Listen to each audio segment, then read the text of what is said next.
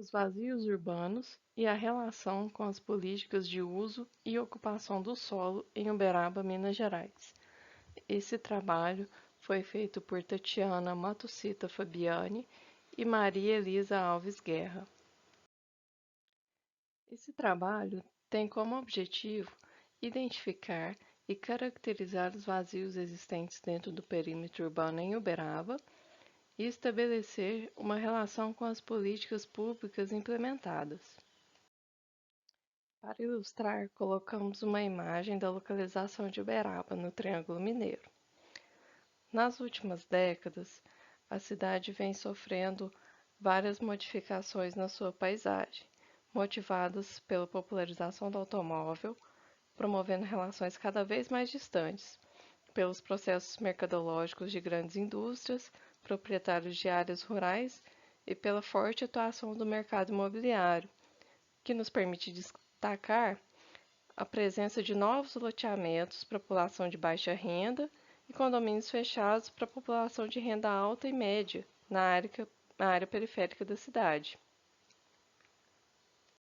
Esse tipo de organização territorial apresenta um desordenamento urbano em que as áreas livres se tornam desconectadas do tecido e evidencia-se a presença dos vazios dentro do perímetro urbano, consequentemente ao desperdício de infraestrutura básica. Esse tipo de organização territorial apresenta um desordenamento urbano onde as áreas livres ficam desconectadas e, consequentemente, gera o desperdício de infraestrutura básica. A especulação imobiliária aumenta o valor da manutenção desses serviços e do valor do solo, reafirmando assim a separação das classes econômicas. Então, diante dessas alterações morfológicas, destacamos o surgimento dos vazios urbanos e a atuação das políticas de uso e ocupação do solo, que é o objeto deste trabalho.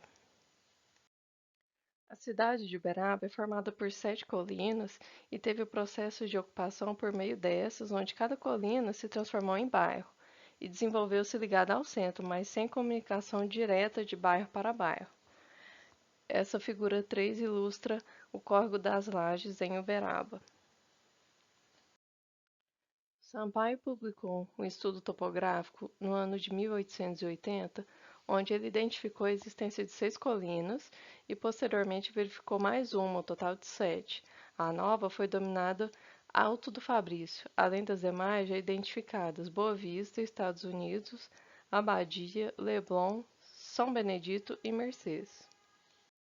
A configuração da cidade ocorreu em primeiro momento a partir do centro e a expansão da malha urbana deu-se ao longo de décadas, surgindo os loteamentos aos arredores no núcleo urbano na década de 40 e a partir da década de 50 podemos observar a expansão em diversas direções, como nos vetores norte e sul. A partir do asfaltamento das BR-050 e 262 na região sul, observa-se a concentração do setor terciário nas avenidas interligadas ao centro, e na década de 60 destacamos a ocupação dos espaços vagos que foram surgindo a partir da década de 50. Em 1970 começou a expansão da cidade dentro do perímetro urbano, voltando-se para as regiões periféricas, com a valorização da região central e pela popularização do veículo. Até os anos 2000, a ocupação se dá principalmente nas bordas do perímetro urbano, demonstrando claramente o surgimento dos vazios através da ocupação desintegrada do tecido urbano, conforme a figura 5. Presenciando a problemática dos vazios urbanos, decidimos realizar um estudo desses espaços e caracterizá-los, utilizando a partir da metodologia usada por Arruda no seu trabalho em Campo Grande. A metodologia foi desenvolvida para ser aplicada na cidade de Uberaba, e o ponto de partida foi analisar o perímetro urbano e identificar na pesquisa os vazios localizados em 2 tipos de áreas: vazios em áreas já parceladas, que é a VP, e vazios em áreas não parceladas, VNP. Para esta pesquisa, a classificação para identificar as áreas ociosas foi considerada um valor mínimo de 10.000 metros quadrados, diferentemente da Lei Complementar 474 de 2014 de Uberaba, que considera não considera área inferior a 20.000 metros quadrados como vazio urbano, pois para nós, a pesquisa acredita que vazio urbano, áreas com lote abaixo de 20.000 metros quadrados, são significativos quanto à influência em diversos fatores na estrutura da cidade, como na forma e na paisagem urbana, e além de influenciar no mercado imobiliário e no cotidiano da população. O lote especial não ocupado vem com a sigla LENC e lote subocupado LS. E após essa identificação e classificação, os vazios foram quantificados quanto ao número e quanto às suas áreas. Essa imagem apresentada é o mapa de macrozoneamento urbano disponibilizado pela Prefeitura de Uberaba, onde os itens 1, 2 e 3 foram selecionados para ser identificados e quantificados os vazios urbanos. Essas três áreas são representadas em vermelho, mais ao centro, onde eu estou marcando, em cinza, mais às bordas da área central, e a área em amarelo, onde eu estou marcando. Toda essa área foi selecionada para identificação e a classificação dos vazios urbanos. A pesquisa elaborou os mapas dos vazios urbanos em cada macrozona, e na macrozona de adensamento controlado, ela é subdividida em 4 itens. O item 1.1 refere-se ao controle em função da impermeabilização do solo na bacia do Córrego das Lajes. O item 1.2 refere-se a áreas sujeitas a enchentes nas avenidas e fundos de vale. O item 1.3 significa o controle em função da saturação viária. E o item 1.4, controle em função da preservação do patrimônio histórico e artístico de Uberaba. Na imagem, nós colocamos em marrom os vazios urbanos. Então, podemos identificar cerca de 17 vazios urbanos no total.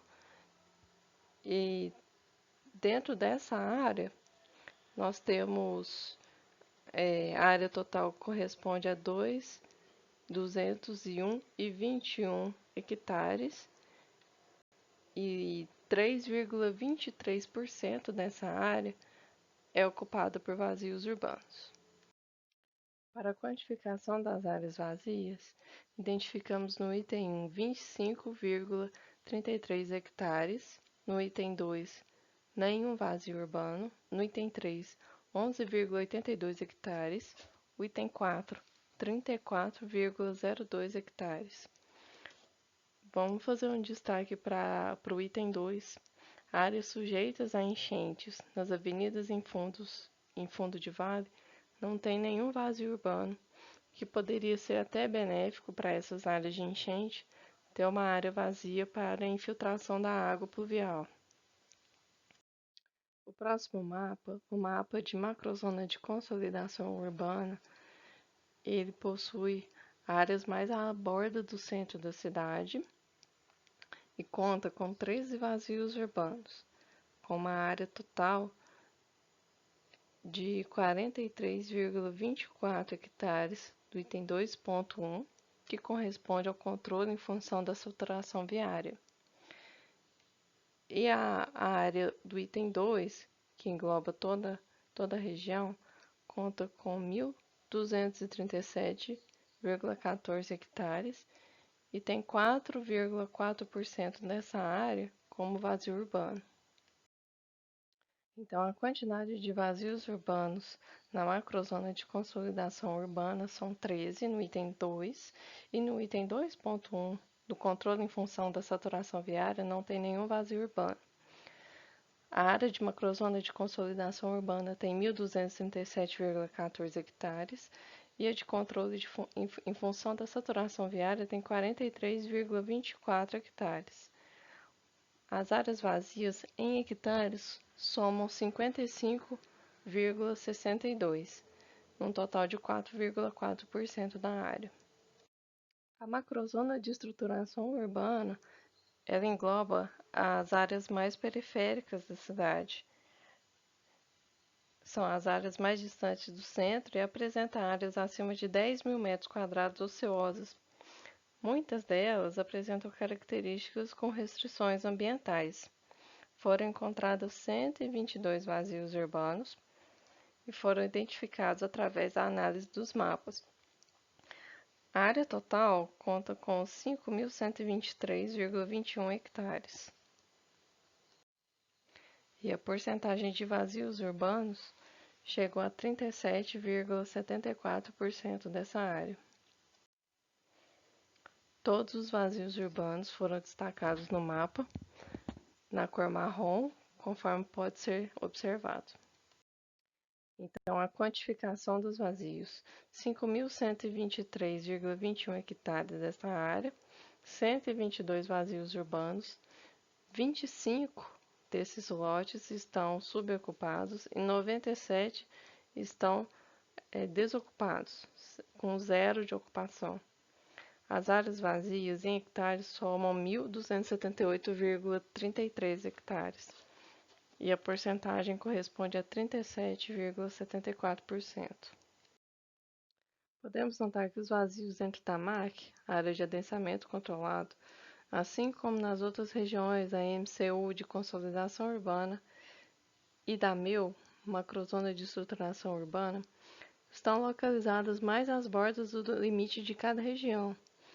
Alguns vazios estão presentes principalmente devido às ações de especulação imobiliária, porque nós podemos considerar que a região com infraestrutura urbana consolidada e os vazios localizados na região parcelada e urbanizada contíguas à área urbana geram desperdício de infraestrutura e elas não estão sendo utilizadas, propiciando assim lucros e vantagens apenas aos proprietários de terra, pois eles ganham com a supervalorização dessas áreas e visto que não há manifestação do poder público para evitar esses desperdícios ou ocupação dessas áreas.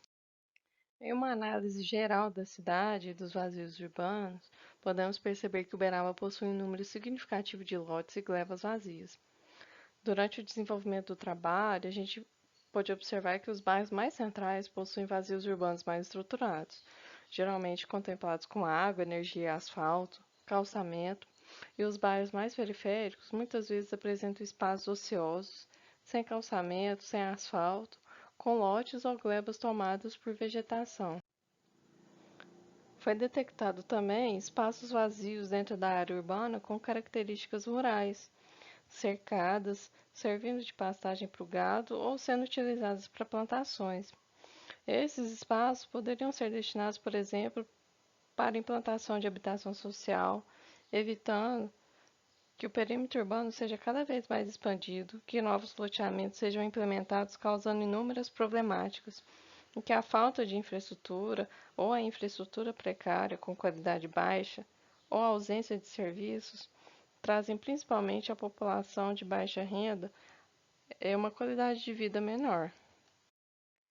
As áreas ociosas na região central da cidade, servidas de infraestrutura, poderiam estar ocupadas, pois estes lotes possuem potencial de ocupação e poderiam ter um olhar mais atento com relação às EIs, às zonas especiais, e a falta de conscientização da própria comunidade de identidade local evidencia algumas problemáticas, como a deterioração, o abandono dos espaços, que gera grandes malefícios numa região como um todo.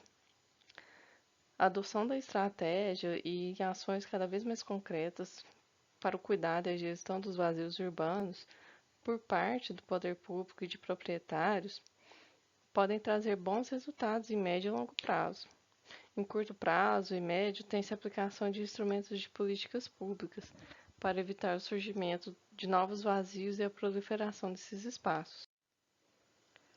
Uma boa gestão pública é capaz de reverter a atual situação, visando no coletivo, e nas revisões elaboradas devem evitar a replicação dos vazios urbanos, né?